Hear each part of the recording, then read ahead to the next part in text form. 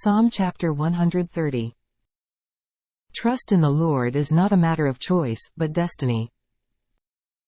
Verse 5. I wait for the Lord, my whole being waits, and in His word I put my hope. The poet trusts in the Lord's promise with all his body, mind, and will. The Lord of the poet is gracious in all circumstances. The poet was in a situation where he had no choice but to distrust the Lord's promise and His identity. What is the reason and power that makes the poet trust only in the Lord? Is the cycle of trust and recovery in the relationship with the Lord familiar to the poet? Or is the Lord the only one left for the poet?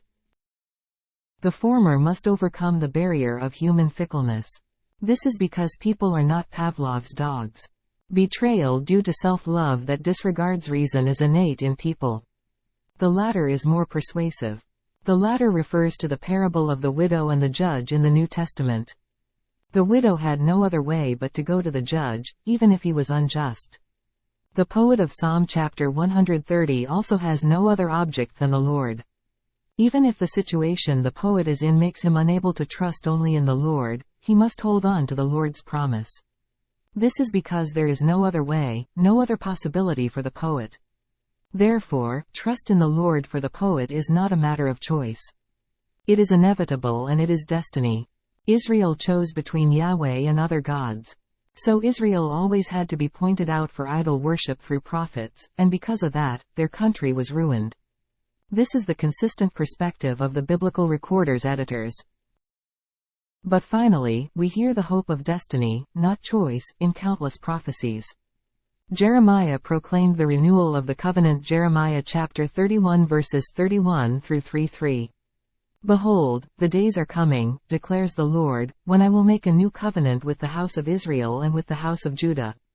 Not like the covenant that I made with their fathers in the day that I took them by the hand to bring them out of the land of Egypt, my covenant, which they broke, though I was a husband to them, declares the Lord. But this is the covenant that I will make with the house of Israel after those days, declares the Lord. I will put my law within them, and I will write it on their hearts. And I will be their God, and they shall be my people. And they shall not teach again, each one his neighbor and each one his brother, saying, Know the Lord, for they shall all know me, from the least of them to the greatest of them, declares the Lord. For I will forgive their iniquity, and their sin I will remember no more. This exactly overlaps with the situation where the poet of the psalm can only trust in the Lord. Through Jeremiah, the Lord promised a covenant engraved on the heart of Israel. This is inevitable and it is destiny. Now Israel can no longer choose between Yahweh and the gods of other nations. This fact surpasses Israel's choices and will, it is destiny. That is why the Lord of the poet and the God of Israel is always gracious and merciful.